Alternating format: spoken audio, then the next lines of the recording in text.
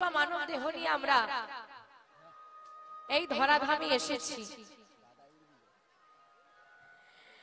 এর আগে অনেকবার এসেছি মা, কতবার এসেছি গো? 84 লক্ষ জনি করিয়া ভ্রমণ, পেয়েছি সাধের মানব জনম। সাধের মানব মানব জন 84 লক্ষ বারই পৃথিবীটাকে আমরা ভ্রমণ করেছি। স্থাবর অস্থাবর কীট পতঙ্গ আদি যা আমি আমার চারিপাশে দেখতে পাই, সবকিছুই আমি একদিন ছিলাম। না জানি কত কাকুতি মিনতি, কত নিবেদন আবেদন করে এমন সুন্দর মানব দেহ আমরা লাভ করতে পেরেছি। ও মা, যারা এই মর্তধামে জন্ম নেবে, সে পিঁপড়ে হোক, বাঘ হোক, মানুষ হোক, গাছ হোক, যাই হোক, তাকে কিন্তু মৃত্যুবরণ একদিন করতেই হবে। তাহলে হরিনামকে যে কৃষ্ণ রসামৃত বলছে, অমৃত মানে তো অমর, তাহলে আমরা অমর হব কোথায়? বলছে যারা কৃষ্ণ রসামৃত পান করবে তাদেরকে এই মর্তধামে মরার জন্য বারবার আসা যাওয়া লাগবে না। জন্ম নিচ্ছে মরে যাচ্ছে, জন্ম নিচ্ছে মরে যাচ্ছে। এই যে জন্ম মৃত্যুর খেলা, এই খেলায় তোমাকে আর খেলতে হবে না।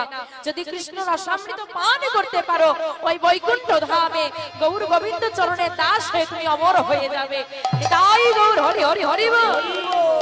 এই পৃথিবীতে আসবে আবার মরে যাবে, এটা তোমাকে আর করতে হবে। যদি নাম করার মতো করে করো আর গোবিন্দকে ডাকার মতো করে ডাকতে পারো, ওই বৈকুণ্ঠ ধামে যেখানে আমার গোবিন্দ আছে, ওই গোবিন্দের চরণে দাস হয়ে রয়ে যাবে। কিন্তু বাবা, সবার কি আর নাম করতে ভালো লাগে? ভালো লাগে? তোমার নাম করতে ভালো লাগে? সবার ভালো লাগে? বলছি সবার ভালো লাগে? এই দিকের মায়েরা তো হ্যাঁ বলছে, তাই এখানে না কেন? আবার বলে হ্যাঁ, এক্ষুনি না বলবে, আবার বলে হ্যাঁ। সবার ভালো লাগে না। আরে বাবা, সবাই যদি গৌর গোবিন্দ চরণের দাস হয়ে যাবে, হতভাগা ভাগাগুলো যাবে। সবার কপাল যদি সোনায় বাঁধানো হয়, তাহলে তো লোহার দোকানটা বন্ধ হয়ে যাবে। সবাই যদি স্বর্গে চলে যায়, নরকে কারা যাবে? নরক তো ফাঁকা হয়ে যাবে। সবার গৌর গোবিন্দ চরণ ভালো লাগে না মা। আমাদের যুগ চারটে, সত্য, ত্রেতা, দ্বাপর, কলি। চারটে যুগ আছে, চারটে যুগের চারটে যুগাবতার আছে। সত্য যুগে সত্য নারায়ণ, তেতাই শ্রীরামচন্দ্র, দ্বাপরে শ্রীকৃষ্ণ, কলিতে গৌরাঙ্গ মহাপ্রভু। চারটে যেমন যুগ আছে, চারটে যুগে যুগাবতার আছে, চারটে যুগের যুগ সাধনাও আছে। কি কি? সত্য যুগে ধ্যান, তেতাই যাগযুগ, দ্বাপরে পূজা পরিচর্যা, কলি যুগে হরিনামৈব কেবলম। হরিনামৈব নামৈব কেবল। বাবা বলছে সত্য যুগের, আপনি ভাবছেন যে আমি কেন নাম করব? ভাববেন না যে আপনি একা করছেন। প্রতিটা যুগে যুগে যত মানুষ এসেছে, প্রত্যেককে যুগ সাধনা করতে হয়েছে। সত্য যুগের মানুষ ধ্যান করত, তবে উদ্ধার পেত। ভব পারাপার হওয়ার জন্য কিছু তো করতে লাগবে। আরে পাপ রোজ করি, হ্যাঁ, কিন্তু বাবা পুণ্যও তো কিছু করতে হবে, ভালো কাজও তো কিছু করতে হবে। তো দেখুন মা, অন্যান্য যুগের আর আমাদের যুগের মধ্যে পার্থক্যটা কি? সত্য যুগের মানুষ ধ্যান করত, তা মায়েরা ধ্যান করতে পারবে? ধ্যান করতে পারবে? কেন ধ্যান করতে পারবে না? ওই তো চোখ বন্ধ করে বসে থাকা কাজ। সংসার ত্যাগ করা লাগবে। কেন? সংসার হচ্ছে মায়ার সংসার। যতক্ষণ তোমার ভেতরে মায়া থাকবে, সংসার থাকবে, তুমি এখন চোখ বন্ধ করে একটা নির্জন জায়গায় বসো তো ধ্যান করতে, আগেই মাথায় আসবে কি রান্না করবো, কালকে অফিসে যাব, কি কাজ করব, মাথায় আসবে না? হচ্ছে না। আগে সংসার ত্যাগ করা লাগবে। কেউ সংসার ত্যাগ করবে? রাখো তোমার সাধন। তো সত্য যুগে সংসার ত্যাগ করে গুহায় গিয়ে জঙ্গলে বসে বসে ধ্যান করতে হতো, আমাদের দ্বারা হবে না। এলো ত্রেতা, ত্রেতাতে এলো যাগ যজ্ঞ। মা, সবার পক্ষে কি যাগ যজ্ঞ করা সম্ভব? আজকে এখানে একটা যজ্ঞ চলছে, কি যজ্ঞ? হরিনাম যজ্ঞ। তা এই যজ্ঞেরই কথা যদি বলি, এই যজ্ঞটা কি সবাই করাতে পারবেন না? সবাই বাড়িতে কীর্তন করাতে পারবে? পারবে না। কারণ বাবা, এখান থেকে একটা কেন করাতে পারবে না? আর্থিক দিকটা দেখতে হবে না, সবার সামর্থ্য থাকে না। তাহলে এখানে কিন্তু একটা প্রশ্ন এসে গেল বাবা, যতই বলি টাকার পেছনে ছুটে লাভ নেই, টাকার পেছনে ছুটে লাভ নেই, সেই ঘুরে ফিরে একই জায়গায় এসে গেলাম আমরা। টাকা না থাকলে হবে না। এই আমাকে যদি টাকা না দিত থোড়ি না আমি আসতাম। হরি বল হরি বল, কাউকে দোষ দেওয়ার আগে নিজের দোষটা স্বীকার করে নেওয়া ভালো। তাহলে বাবা এখান থেকে প্রমাণ হলো অর্থ পরমার্থের মূল, অর্থই আবার অনর্থেরও। তো বাবা ব্যবসা করি, আজকে ব্যবসায় 200 টাকা বেশি রোজগার হয়ে গেছে। যেই না 200 টাকা বেশি রোজগার হয়ে গেছে, বাবা মনে মনে চিন্তা করছে কি করব, বেশি হয়েছে, যাই আজকে যখন ভগবান আমাকে বেশি দিয়েছে আমি মন্দিরে কিছু দিয়ে যাই, এটা পরমার্থ সাধন। কি যাই একটা শ্রীমদ্ ভাগবত গীতা কিনে নিয়ে বাড়ি যাই, এটাও তোমার পরমার্থ সাধন।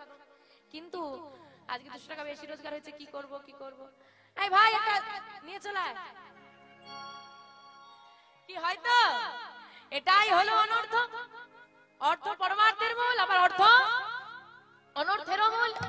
এখন বাবা রোজগার সবাই করে, এখন কোন কাজে তুমি লাগাবে সেটা তোমার ব্যাপার। ওই যে বলছে ধর্মক্ষেত্র কুরুক্ষেত্র, তাই তো? ধর্মক্ষেত্র কোনটা কুরুক্ষেত্র কোনটা? এই দেহের মধ্যে দুটোই আছে, ধর্মক্ষেত্রও আছে আবার কুরুক্ষেত্রও আছে। আমা একটা মানুষের মধ্যে সব খারাপ হতে পারে? একটা মানুষের মধ্যে সব খারাপ হতে পারে? সব খারাপ গুণ হবে না, কোনোদিন হবে না। একটা মানুষের মধ্যে সব ভালো গুণ হতে পারে? কোনোদিন হবে না। তাহলে ধর্মক্ষেত্র কুরুক্ষেত্র মিশিয়ে আছে। এখন তোমার কাছে, তোমার বিবেকের কাছে, তোমার মানসিকতার কাছে নির্ভর করবে তুমি তোমার বেশিরভাগটা ধর্মক্ষেত্রে পূরণ করবে নাকি কুরুক্ষেত্রে পূরণ করবে। তা ত্রেতা যুগে ছিল যাগযজ্ঞ, এবার দেখো ত্রেতা যুগের যজ্ঞ আর কলি যুগের যজ্ঞের মধ্যে পার্থক্য কি? ত্রেতা যুগে অশ্বমেধ যজ্ঞ নরমেধ যজ্ঞ হতো, এখন কলি যুগে হচ্ছে কি নাম যজ্ঞ। তো এই দুটো যজ্ঞের মধ্যে তফাৎ আছে, মিলিয়ে গুলিয়ে ফেললে হবে না। হ্যাঁ গো বাবা, আপনাদের মধ্যে ছোটখাটো হোম টোম হয়তো, বাড়িতে পুজো টুজো হয়তো। হ্যাঁ গো, তোমার বাড়িতে পুজো হচ্ছে, আমাকে নিমন্ত্রণ করেছো, আমি এসেছি, এবার তোমাদের যজ্ঞ হচ্ছে, যজ্ঞে আহুতি দেওয়া হয়। এখন তুমি আহুতি দেবে, আমি তোমার ঘরের অতিথি, আমি কি তোমাকে, তুমি কি আমাকে আহুতি দিতে দেবে? দেবে না, কারণ আমি দর্শক, আমি দেখতে, আমি আমন্ত্রিত, আমি গেছি, আমি অতিথি, আমি কেন আহুতি দিতে যাব? তাহলে যে যজ্ঞ করাচ্ছে আর যিনি করছেন তার উপকার হচ্ছে, বাকিরা সব দর্শক হয়ে রয়ে গেল। কিন্তু এই কলিযুগে একটা যজ্ঞ চলছে, নাম যজ্ঞ। এখানে যারা করাচ্ছে তাদের উপকার, তারা ফল পাচ্ছে, যিনি যারা করছেন তাদের উপকার, তারাও ফল পাচ্ছে, আবার এত মানুষ শ্রবণ করছে তারাও ফল পাচ্ছে। তাই গৌর হরি হরি হরি। তাহলে একটা যজ্ঞ থেকে কত মানুষ উপকৃত হচ্ছে। তারপরে এলো দাপর যুগ, দাপর যুগে এলো পূজা অর্চনা, কি তাই তো? আমাদের কলিযুগেও কিন্তু পূজা হয়, তাই না? দাপর যুগে যেমন পূজা হতো, কলিযুগেও পূজা হয়তো না, হয় না? এই যে মায়ের আরাধনা চলছে, তাই তো, জগদ্ধাত্রী মাই। এখন পুজোটা হতে পারে কিন্তু নিঃস্বার্থতা নেই। নিঃস্বার্থ পূজা আছে? নেই। বাবু বাজারে যাবি, পূজার জন্য সব থেকে যে গামছাটা ছোট হবে সেটা নিয়ে আসো। যত পচা কলা আছে বিক্রি হয়ে যাবে পুজোর সময়। যত কম জিনিস দিয়ে খরচা মেটানো যায় আর কি, কাজটা মিটে যায় যত। নিঃস্বার্থ আর কিছুই নেই। কিন্তু আমরা প্রতিদিন গোবিন্দকে বাড়িতে সেবা দিই। কি সেবা দেন তো রোজ? কি সেবা দেওয়া হয়? জোরে বলো। দিতে যখন লজ্জা করে না, বলতে লজ্জা করছে কেন? জোরে বলো। নকুন দানা। কি দানা? নকল দানা। আসল ভক্তি নয়, সব নকল। খাবি তো খা, না হলে রই। ওমা, এখানে এতজন বসে আছি, সবার বাড়িতে গোবিন্দের জন্য নকুন দানার বাতাসা অ্যাভেলেবল। তো জেলায় জেলায় নকুন দানা বাতাসা চলছে। তো বাদ দাও, চারিদিকের কথা বাদ দেবো, এই কজনের কথাই ধরি, এখানে যারা আছি আমরা। তা সবার বাড়িতে যদি গোবিন্দ 1 মাস 4টে করে নকুন দানা খায়, তার কি হবে? হ্যাঁ, সুগার হয়ে যাবে। এখন এই জন্যই ভগবান তোমাদের বাড়িতে খেতে আসে, বলে গেলেই তো সেই বাতাসা না হলে নকুন দানাই দেবে, তার চেয়ে থাক বাবা, যাবো না। হরি বল হরি বল। মা লাগবে না, গোবিন্দ বলছে কি লাগবে না। তুমি প্রতিদিন 11টার সময় গোবিন্দকে সেবা দাও, আমি ধরছি কথা, রোজ দাও। ধরো আজকে তুমি, তোমার কোনো প্রিয় মানুষ নার্সিং হোমে ভর্তি আছে, খুব অসুস্থ, তুমি সেখানে গেছো, বসে আছো, সেই দিন তোমার ঘরে তোমার গোপাল কি উপবাসে রয়ে যাবে? তাহলে কে সেবা দেবে? ঘরে কেউ নেই, কে সেবা দেবে? দিতে পারবে না তুমি? কেন দিতে পারবো না? দেহটা তো আছে। আরে ভগবান তো আমাকে দেহটা দিয়েছে। যেদিন পৃথিবীতে এসেছিলাম আমি কি গোবিন্দকে নকুনদানা খাওয়া বলে এক বস্তা নকুনদানা নিয়ে এসেছিলাম? নিয়ে তো আসিনি। কি নিয়ে এসেছি? দেহটা। একটা বস্ত্র পর্যন্ত নিয়ে আসতে পারিনি, শুধু দেহটা নিয়ে এসেছিলাম। গোবিন্দ বললে ওটাই সেবায় দেয়। আমা সেবা দেব কি করে? মাথা খারাপ নাকি? তুলসী পত্র ছাড়া গোবিন্দ সেবা হয়? হয় কি না? হবে না। চন্দন ছাড়া গোবিন্দ সেবা হয়? হয় না। বলে আরে হয় না তো কি আছে, তোমার দেহটা তো। আবার বলে দেহটা। আরে দেহে কোথায় পাবো এইসব চন্দন তুলসী? বলছে সব আছে। তোমার মন তুলসী ভক্তি চন্দন, তোমার মন তুলসী ভক্তি চন্দন।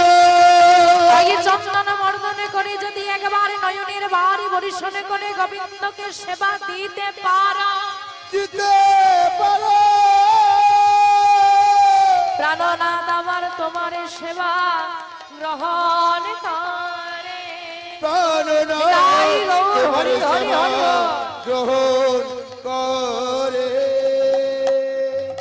দেখো বললো এই দেহের মধ্যে সব আছে। কি আছে? তোমার মন তুলসী। আর এই দেহের মধ্যে তুলসী কোনটা? মনটা। আর ভক্তির চন্দন মর্দন করো, নয়নের বাড়িটা সেবায় দিয়ে দাও। আজকে তুমি গোবিন্দকে যদি তুলসী পত্র দাও, পরের দিন কি করো? আজকে তুলসী পত্র দিলে গোবিন্দকে চরণে, পরের দিন কি করবে? ফেলে দেবো। কি সেবা করে নেবো? তুলে নিতে হবে, আবার নতুন দিতে হবে তো। আর দেখবেন 5-6 দিন পর পর চন্দন তুলসী গোবিন্দের চরণে দেওয়ার পর একটা চন্দনের প্রলেপ পড়ে যায়, সেটাকে মুছে পরিষ্কার করে দিতে হয়। হ্যাঁ গো, যে তুলসী দিলে শুকনা হয়ে যায় আবার সরিয়ে নিতে হয়, যে চন্দন দিলে প্রলেপ পড়ে যায় তাকে মুছে দিতে হয়, যে সেবার বস্তু দিলে গোবিন্দ সেবা করে না তেমন দেব কেন? মন তুলসীটা একবার দিয়ে দেখো, ও কোনোদিন আর তোমাকে তুলে নিতে হবে না, ওটা রয়েই যাবে। একবার দিলে আর দ্বিতীয়বার দেওয়া লাগবে না, ওই একবারেতেই কাজ হয়ে যাবে। একবার যদি ভক্তির চন্দনটাকে দিতে পারো, ওই চন্দন সারা জীবন রয়ে যাবে। তাই এইভাবে সেবা দাও। কিন্তু আমরা এমন কলি হত জি বাবা, হত ভাগাজি। আমাদের কলিযুগে হরি নাম নিয়ে এলো, বললো সংসার ধর্ম ত্যাগ করা লাগবে না, কিছু করা লাগবে না, শুধু করতালি দিয়ে নাম করো। আমরা এমন হত ভাগাজি বাবা, সব করি শুধু নামের সময় হয় না, তাই না? যাকে জিজ্ঞেস করো দিদি একটু কীর্তন শুনতে যাবে, তুই বাবা সময় হয়। আবার বাবারা বলে কি, দাদা কীর্তন শুনতে যাবে নাকি? বলে দাঁড়া আজকে রবিবার নয়, ছুটির দিন হলে একটু না হয় যেতাম। তাই তো? হ্যাঁ গো, তুমি গোবিন্দের নাম শুনতে আসবে, ছুটির দিন খুঁজছো। আর তুমি যখন বিপদে পড়ে মন্দিরে যাবে দয়াময়কে বলতে, হে দয়াময় কৃপা করো, সে যদি বলে যা আজকে তো ছুটির দিন নয়, ছুটির দিন হলে কৃপা করো, কি গো ভালো লাগবে? ব্যস্ততা তাকে দেখাতে যেও না। কেন না? তুমি একটা সংসার নিয়ে ব্যস্ত, সে পুরো জগৎ সংসারটা চালায়। সে যদি তোমাকে ব্যস্ততা দেখানো শুরু করে, তোমার জীবনটা বেহাল হয়ে যাবে। কিন্তু আমার মহাজন বলছে, যারা নাম করছো বেঁচে যাচ্ছ, যারা নাম করছো না তাদের দুর্গতিটা কেমন হবে? মহাজন বলছে কি শোনো, নিতাই গৌর নাম আনন্দে নিধাম, যে জন নাহি কোলায় তারে, নাহি কোলায় তারে, জমালয় ধরে নিয়ে যায় নরকে ডুবায় তারে, জমালয় ধরে নিয়ে যায় নরকে ডুবায় তারে। পরিষ্কার বলে দিল নরকে কারা যাবে। কারা কারা যাবে? ওমা স্বর্গে কারা কারা যেতে চাও একটু হাত তোলো দেখি। স্বর্গে যাবো ইচ্ছে আছে? কারোর ইচ্ছে নেই, সবাই নরকে যাবে। স্বর্গে যাবে না? ও যাবে, পরে যাবে, এখন যাবে না। ও মা বলে পরে যাবো, থাক। এটাই হচ্ছে গন্ডগোল। ঠাকুমা একদম ঠিক কথা বলেছে, বলে স্বর্গে যেতে সবাই চায় কিন্তু মরতে আর কেউ চায়। বলে স্বর্গে যেতে হলেও তো মরতে হবে নাকি? বলে ওটাই তো চাই না। ভালো কিছু করতে গেলে কিছু দান, কিছু পেতে গেলে কিছু ত্যাগ করা লাগবে না? তো স্বর্গে যেতে গেলেও জীবনটাই দেহটাকে ত্যাগ করে যেতে হবে, যেটাকে আমরা সব থেকে বেশি ভালোবাসি। আমা তাই বলছে নরকগামী কারা হবে? নিতাই গৌর নাম আনন্দেরই ধাম, নিতাই গৌর নাম আনন্দেরই ধাম, যে জন নাহি কুলয় তারে জমালয় ধরে নিয়ে যায় নরকে ডুবায়। তুলসীর হার না পরে যেই ছা। আমা আমরা এখানে যারা সবাই বসে আছি মানুষ তো নাকি? মানুষ তো? হ্যাঁ কি না মা বলো? মানুষ তো? মানুষ না মানহুস? এক্ষুনি বললো মানুষ, আবার বলে এখন মানহুস। ওমা মানুষের দেহ নিয়ে এসেছি, কিন্তু হুঁশ আর জাগলো না, বেহুশ মানহুস হয়ে রয়ে গেলাম। আর মানহুসের ভিড়ে মানুষের বড় অভাব হয়ে গেছে। কিন্তু মহাজন বলছে যার গলায় তুলসীর মালা নাই তাকে কি দিয়ে আখ্যা করলো? বলছে তুলসীর হার না পরে যেই ছা জমালয়ে বাস্তা, তিলক ধারণ না করে যেই জন বৃথা এ জন্মতা। গুরুচরণ সার করো এইবার ব্রজেতে হইবে বাস। আমা ব্রজধাম মানে কোন ধাম? ব্রজধাম মানে কোন ধাম? ব্রজ কোন জায়গাটাকে বলে? ব্রজ মানে ব্রজবাসী কাদেরকে বলে? হ্যাঁ বৃন্দাবনবাসী। তার মানে ব্রজধাম মানে কোন ধাম? বৃন্দাবন। বৃন্দাবনবাসী কে কে হতে চাও হাত তোলো যে বৃন্দাবনবাসী হও। বাহ, এই বৃন্দাবনবাসী হওয়ার বাসনা অনেক পূর্ণ করলে মনে আসে। তাই বলছে কি জানো, বৃন্দাবনবাসী হতে গেলে কি হতে হবে? বলছে গুরুচরণ সার করো এইবার ব্রজেতে হইবে বাস। তমগুণ যাইবে শতগুণ পাইবে হইবে শ্রীকৃষ্ণের দাস। ওগো এদাস লোচনী বলে, আমি যখন বললাম যে তুলসীর হার না পরে যেই ছাড়, হয়তো যার গলায় তুলসীর মালা নাই সে মনে মনে আমাকে গালাগালি দিচ্ছে। হরি বল হরি বল। কিন্তু বাবা আমার মতো অধমার এত বড় স্পর্ধা নেই এই কথাগুলো বলবো। এই কথাগুলো বলছেন কে? তিনি তার নাম উল্লেখ করলেন কি? এদাস লোচনে বলে, পদকর্তা লোচন দাস বলছেন। এদাস লোচনে বলে গোরা গুণ গাও সুখে। ওগো এই রসে যার মতি না হইবে। হ্যাঁ গো, এ রস মানে কি? মিষ্টির রস। তাহলে কি রস? নাম প্রেম রস। বলছে ওগো এদাস লোচনে বলে গোরা গুণ গাও সুখে, এ রসে যার মতি না হইবে চুন কালি তার মুখে নিতাই গৌর হরি হরি হরি বল। তাই ভজনিতাই ভজনিতাই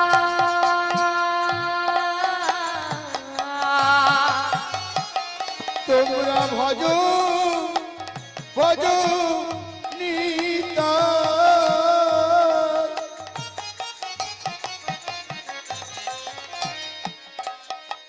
তোমরা ভজ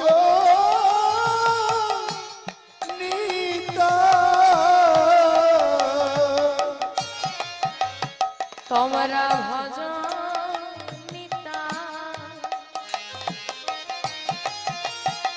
একবার ভজ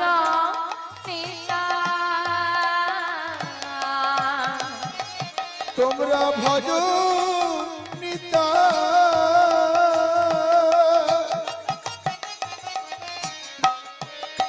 একবার ভজ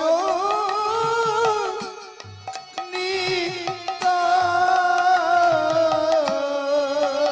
হরি বল হরি বল। মা আপনারা সবাই ভক্ত হয়েছেন, আমরাও ভক্ত হয়েছি, তাই তো? আমরা হয়েছি লোক দেখানো ভক্ত। লোক দেখলেই ভক্ত হই, তারপর শক্ত হয়ে যায়। হরি বল হরি বল। যাই হোক, আমরা যে ভক্ত হয়েছি আমরা কিরকম ভক্ত? সাংসারিক ভক্ত। সংসারও ছাড়বো না আর গোবিন্দকেও ছাড়বো না। আমাদের মতো একজন সাংসারিক ভক্ত মন্দিরে গেছে। আপনারাও মন্দিরে যান, মন্দিরে গিয়ে প্রণাম করেছে, আমরা যেমন করি সেও প্রণাম করেছে। এবার প্রণাম করে ভগবানকে বলছে, ও ঠাকুর আমার কপালে এত দুঃখ কেন? আমার তোমাদের কপালে দুঃখ আছে? নেই? বাহ সুন্দর। যাই হোক, প্রথম শুনলাম কেউ বললো আমার জীবনে কোনো দুঃখ নেই। আমা ওই ভক্ত জিজ্ঞেস করছে, হ্যাঁ গো আমার কপালে এত দুঃখ কেন গো? আর এই দুঃখ থেকে মুক্তি কি করে পাবো? দুটো প্রশ্ন। কি কি? আমার কপালে এত দুঃখ কেন, আর দুঃখ থেকে মুক্তি কি করে পাবো? মহাজন বলছে, কি বলছে? ভজন নিতাই, তোমরা ভজন নিতাই, তোমরা ভজন নিতাই,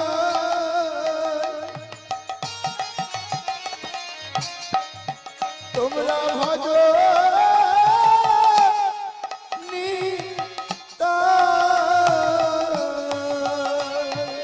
ভজন নিতাই। বুঝতে পারছো কেন দুঃখ? কেন দুঃখ আছে? ভজনই তাই। তুমি মানব দেহ নিয়ে পৃথিবীতে এলে, বলে এলে হে দয়াময় মানবে জন্মে দাও, আমি তোমার দাস হয়ে থাকবো। সুন্দর দুটো নয়ন দাও, তোমার যুগল চরণ দর্শন করব। বদন দাও, কৃষ্ণ কথা বলবো। শ্রুতিমূল দাও, কৃষ্ণ কথা শ্রবণে করব। দুটো সুন্দর হস্ত দেবে, আমি তোমার চরণে সেবা করব। আমায় দুটো চরণে দেবে, তীর্থে তীর্থে ভ্রমণে করব। ওগো আমরা সবাই বলে তো এসেছিলাম, কিন্তু মাগো যে কাজের জন্য দেহের সর্বাঙ্গ সাজিয়ে নিয়ে এলাম, সেই কাজ তো করলাম না। তাই বলছে, শোনো কলিরিজি, এই সংসারটা হচ্ছে গরলের সাগর। গরল মানে আমার গরল মানে কি গো? গরল মানে বিষ। হ্যাঁ গো, সবজি দোকানে গিয়ে ওষুধ চাইলে পাবে? পাবে না। তেমন এই সংসারটা তো বিষের সাগর। এখানে কি আনন্দ পাবে, সুখ পাবে, অমৃত পাবে? পাবে না, তো বিষই আছে। এখানে শুধু দুঃখ, সুখ পাবে না, শুধু দুঃখই আছে। তাই তোমরা যদি সুখ পেতে চাও, যদি আনন্দ পেতে চাও, ওই নিতাই চরণ ধরো, ওই গৌরী চরণ ধরো। কারণ তিনি হলেন অনাদির আদি গোবিন্দ, ঈশ্বর পরমা কৃষ্ণ সচ্চিদানন্দময় বিগ্রহ। অনাদির আদি যিনি সর্বকারণের কারণ। ওই আনন্দের বিগ্রহের চরণ যদি ভজতে পারো, চরণ যদি ধরতে পারো, তোমার জীবনের সব দুঃখ চলে যাবে।